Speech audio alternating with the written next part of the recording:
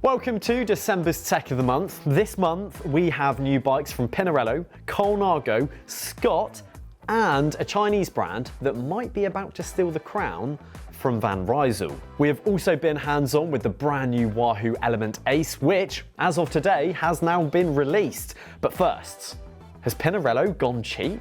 Surely Pinarello, perhaps the inventor of the superbike, Sam, they can't be cheap.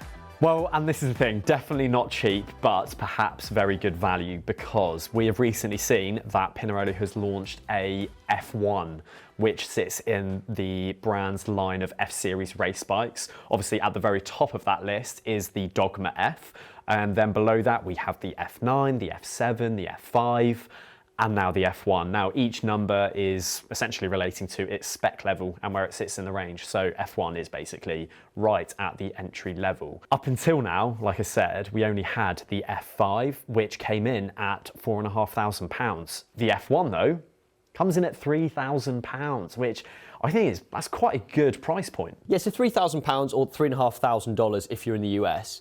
Now, for that money, you're getting a 12-speed 105 Shimano mechanical group set, aluminium wheels, aluminium bar and stem, two-piece affair there as well. Now, that's genuinely comparable to most other bigger names in the space. It just about undercuts Specialized. It doesn't quite undercut the likes of, say, Cannondale.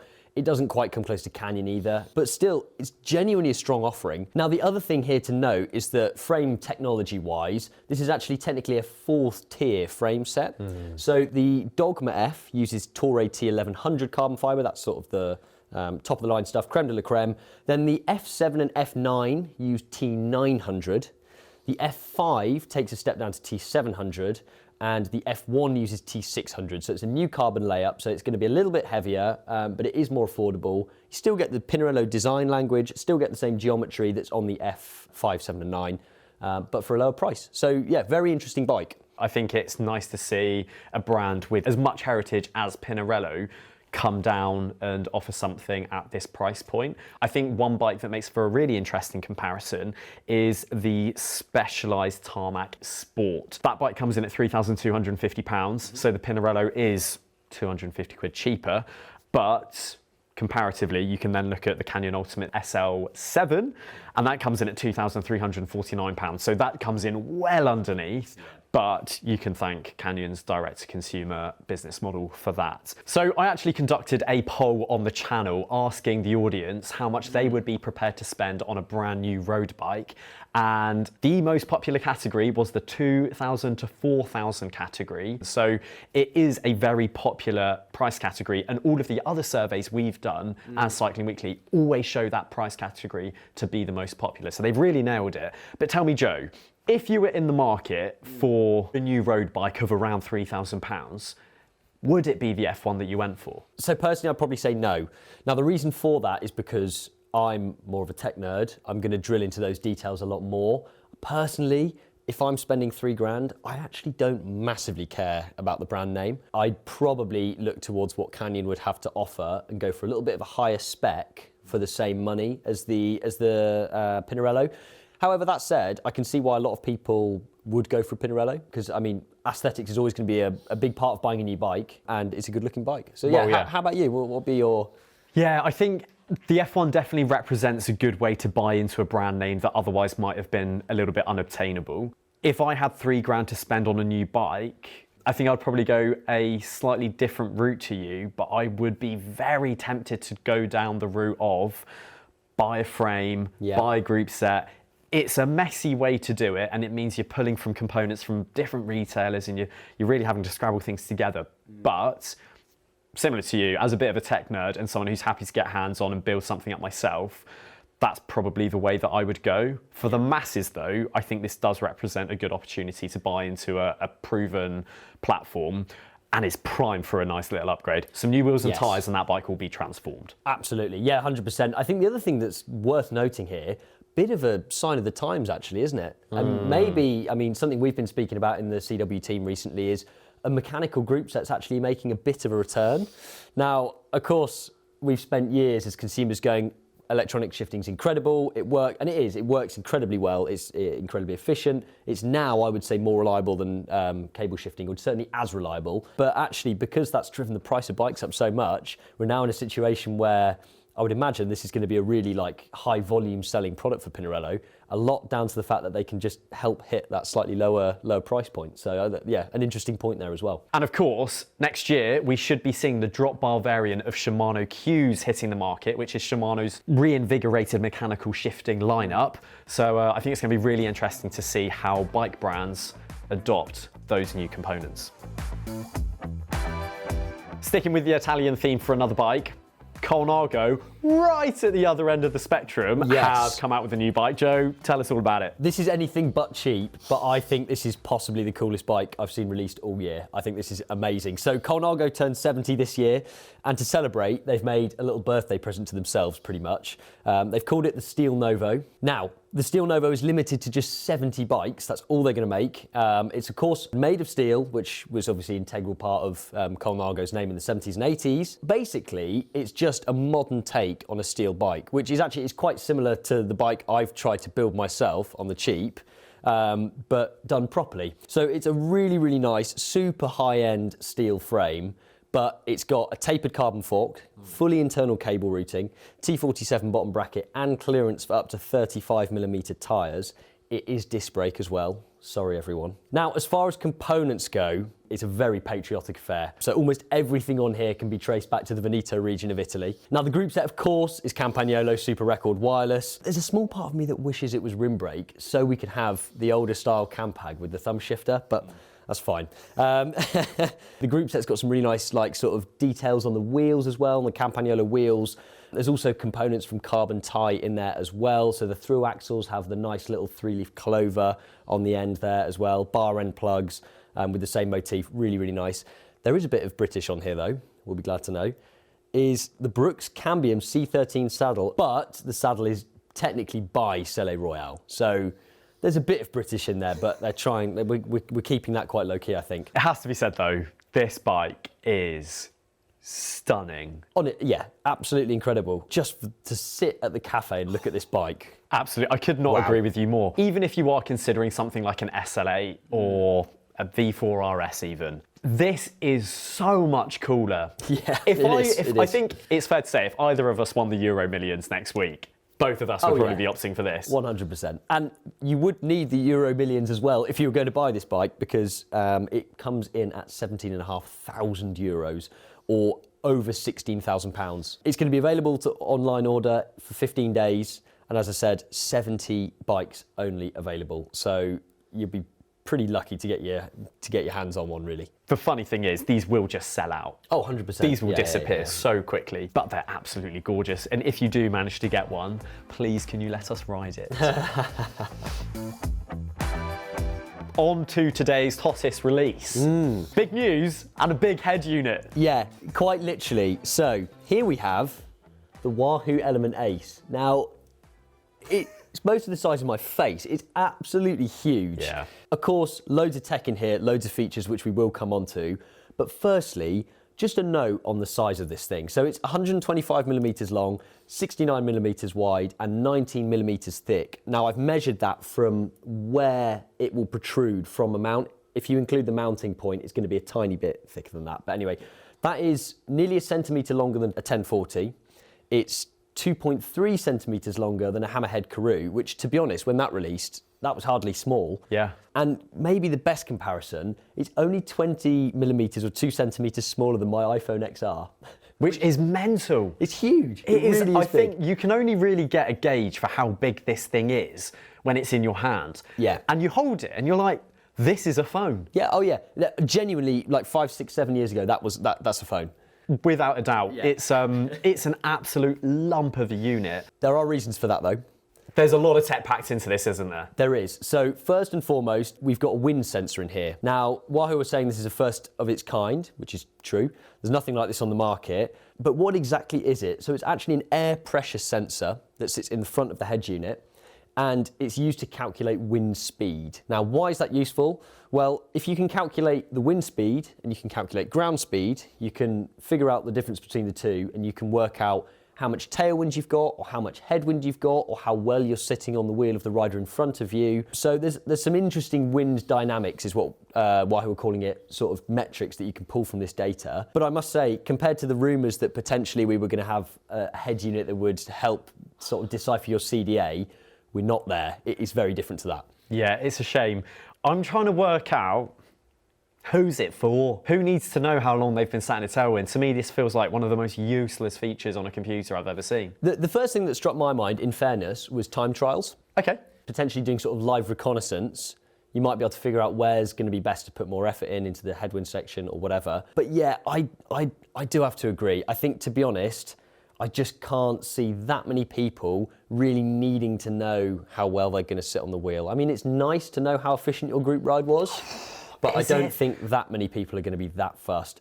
But what I will say is, this is obviously a starting point. It's the first sense we've ever seen in a head unit like this. So potentially, in years to come, the development pathway from this might be a lot more interesting. But for now, I think actually the things that make this head unit interesting are the other features, which I'll come on to now. So, display, the biggest ever in a head unit. We've got 3.8-inch display. It's a 3:2, slightly more boxy aspect ratio as well. And the display itself is also incredibly high tech. Now I'm going to read this because I want to get this right. It is a transflective thin film transistor screen. What that essentially means is that it's backlit, but it's really, it's A, really efficient, and B, it's really, really good at sort of avoiding sun glare, which is the first thing I noticed about it when I turned it on and set it up. It's really clear and has really good viewing angles, which is great. On that screen as well, I think, so the old outgoing screens could do 16 colours. This new one can handle, I think, around 16 million different colours. Of course, that's not actually that useful. Yeah, how many colours do you need? But basically the point is, it's a lot clearer, really easy on the eye, nice to look at. Yeah, it's a really, really solid screen. In terms of other features, the UI has had a complete overhaul. Again, because of the screen, it's now for the first time in a cycling computer made by Wahoo, a touchscreen, which is, I mean, to be honest, again, on first impression, seems pretty good. I will say though, it's not quite as snappy as the Hammerhead Karoo, which I said, I tested that earlier this year, was quite impressed with how fast it was, and that got Sam and I talking. Actually, it's still a world away. Yeah. A world away from any smartphone. Yeah, exactly that. I think the fact that this is behind this being the Hammerhead, and then this being clearly behind a phone, it's amazing that we're spending so much money on these units and they can't do the kind of the basic screen interaction that we've come to know and expect from, say, an iPhone. I can't wait for a head unit simply just to react as quickly as a phone does. And it doesn't feel like that big of an ask. So it's big, it's got a lot of features. It does. How much is it? How much does it cost? Well, we're looking at £550 or $600, which is a lot of money. Yes. There is no getting away from that. But it is genuinely quite a lot better value potentially than the Garmin 1050. So the 1050 is £650. Now that's not for the solar version. The solar version is another £100 on top of that. So it does undercut the Garmin by quite a long way. But until I've put some serious miles on this, I'm not going to be giving my full thoughts on whether I think this is good value, because head units are a type of product that you really need to get hands-on with and live with to see what really winds you up about them, because there's always something, always something. There are a lot of features in there clearly, so if any of you want to learn more about it, then I've left a link down below. Now this time of year is often really quiet for racing news, not a lot going on at the end of the season.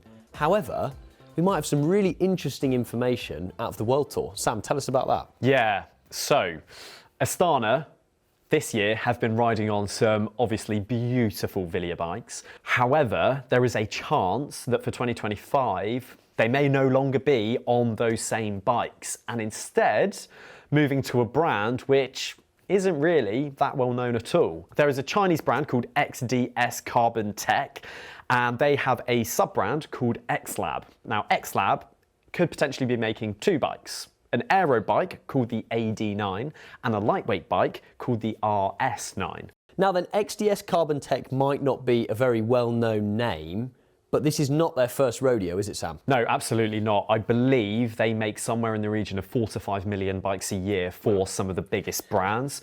They are positioned in China, in Shenzhen, which is a hub for bike production.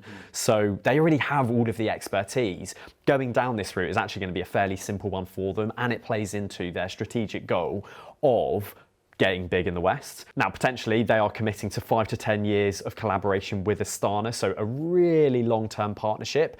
And we are potentially looking at investment levels similar to that of Team Visma Lease Bike and Team UAE. Wow. So over the next 5 to 10 years, we could see some big signings moving over to Astana. We've just got to hope the bikes actually deliver. So starting with the aero bike then, what do we know about the development? What do we know about the bike so far? So we don't know a great deal about it. However, we do believe it has been developed in collaboration with Alex Dowsett, who of course is heading to Astana next year as a performance director. Okay, and anything on the bike itself? Is it fast? Is it any good? Well, again, remains to be seen. Okay. However, I think one interesting thing about both bikes is that they are potentially going to be made with the same carbon fibre that the Pinarello Dogma bikes are made from, which is the Toray T1100. So depending at what price these bikes come in at, they could be incredibly competitive against some of the best out there. That could potentially spell trouble for Pinarello. They might have some explaining to do. That'd be and interesting to see when they do come out. Well, exactly. And we have to assume that when these bikes do eventually hit the market over here in the West, they are going to be competitively priced. And it does make me think, perhaps X-Lab are going to be going down the same route as Van Rysel and trying to capture that high performance but better value bike option. Yeah, well, it would certainly make sense, wouldn't it? And I think, in fairness, there's going to be a lot of brands out there looking at Decathlon's success over the last 12 months, thinking, my word, that is a marketing model that works. Yeah. Let's see if we can copy it. Let's see if we can replicate that same success. So it'll be very interesting to see how the bike performs, what the pros really think of it, what the word on the ground is as to what the pros are saying away from cameras and microphones as well, which is always an interesting one, and see all the details and the specs when they really finally come out. And hopefully we'll get our hands on some as well to ride. Absolutely. So the Astana team does have a training camp from the 7th to the 19th in December. Hopefully there might be some, sneaky shots of the bikes being tested then. But as you say, we will await in anticipation for the arrival of some potentially high performance, good value bikes. We certainly will. Now, a quick interlude to tell you about this video sponsor, the Insurance Emporium. If you are considering getting your bike insured or perhaps want to explore another provider, the Insurance Emporium is worth checking out. They have a de facto 5-star rating, a Trustpilot score of excellent, and a FIFO Platinum trusted service. You can cover up to 6 bikes on one policy, all of which can be protected from things like theft, loss, or accidental damage. Having anything bad happen to your pride and joy is always painful, but with an insurance policy, you can at least mitigate some of that heartache by knowing that someone has your back. If you'd like to check them out, then there is a link down below, and there's also details of a discount available on their website. Now, for this month's Bike of the Month, there was really only one choice, wasn't there, Sam? The Scott Addict RC Ultimate. Now, this released just last week, and finally, for a disc brake bike, stock, off the shelf, breaks the 6 kilo barrier. So what are your thoughts? Give us an overview. Well, yeah, I think this bike has interested me since I heard that it was coming. And when I learned about the weight, my mind was kind of blown. I think what we have to remember is that when this bike first came out, the first generation of the Addict, it was super, super light. This is the 4th generation of the bike, and it has taken those 4 generations for this one to get back to what the original one already was. But at least this time round, we have tyre clearance, disc brakes, electronic gears. I think it just goes to show how hard it's been for brands to get on top and get back to where they originally were with mechanical gears and rim brakes. Yeah, it's very interesting, isn't it? Very interesting point you make, because the UCI weight limit, minimum weight limit, 6.8 kilograms, that was sort of brought in, albeit a long time ago now, to try and stop brands from getting too weight obsessed and therefore making a bike that might be unsafe, for example. But actually, the Scott Addict, the Specialized S-Works Athos, the Giant TCR, the Factor 02 VAM, all bikes that now come in quite considerably off the shelf below the UCI weight limit. So does that need to change? Well, I think there is an argument for that to change, but of course that rule only affects people that race in UCI races. Sure. I think the bigger question has to be, does weight even matter for the everyday rider?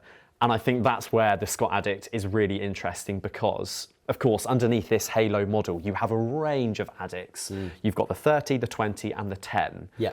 And the weights, the claimed weights for each of those bikes is actually near best in class for each of those different models. And we have both worked in bike shops. And what do we know customers do as soon as they want to look at a bike? First thing, without a question, the bike always gets picked up and, oh, that's light, or oh, it's not.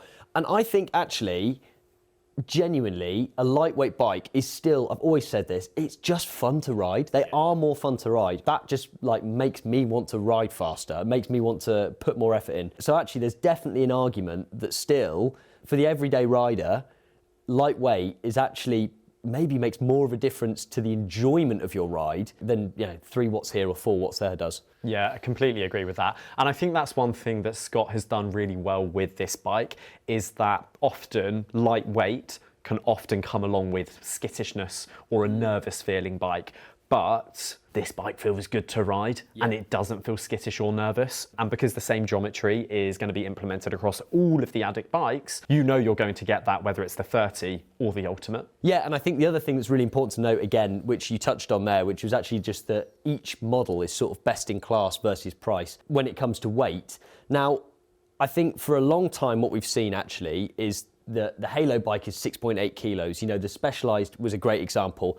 Our bike is ready to ride, 6.8 kilos with bottle cages, great, but only if you spend 12 grand. Actually, if you're spending, if you're spending 4 or 5 grand, you're still, weight-wise, you're still a lot better off with a bike from probably, 2020 or a rim brake bike, for example. So actually, starting to see bikes now get to a point where more people can have a lightweight bike, I think for the wider consumer market makes a bigger difference. And like we've said, this bike has good tyre clearance, disc brakes and electronic gears. Yeah. I think this is a really viable and sensible choice for people wanting something that's fast, fun, stiff and versatile. So Sam, 5 models, run us through, what do they all cost? So for the Addict RC30, which is the 105 Di2 build, in the UK it will cost £4,899. For the Addict RC20, which is the Ultegra build, with the 2-piece cockpit, it will cost £5,899. For the RC10, which is again with Ultegra, but with an integrated cockpit, it will cost £6,599. For the RC Pro, which is the Dura-Ace build, that will cost £8,599. And for this range-topping model with SRAM Red, it will cost £12,799. The thing that I don't like about those prices on the RC Pro and the RC10 are that they emit a power meter, and I would have loved to have seen those models come with a power meter. Now, the other thing that probably needs a little bit of clarification there is there's quite a hike in price between the Dura-Ace model and the SRAM Red model. Now, that's down to a couple of things. Firstly, they are actually different frames. So the one behind us here is the Halo bike. That's the HMX SL frame. All the other bikes in the range are just the HMX layup. It's not massively different in weight. I think it's about 40 grams or so. But yeah, that's one reason for the price increase. The other one is that this Halo bike behind us here has the Syncros Capital SL40 wheels. Now they are the 1-piece carbon fiber wheels. Very, very nice, but also very expensive. And of course, has a power meter as well. Well, let us know, because we've made our decision, but would you rather have this new Scott Addict or that beautiful Colnago?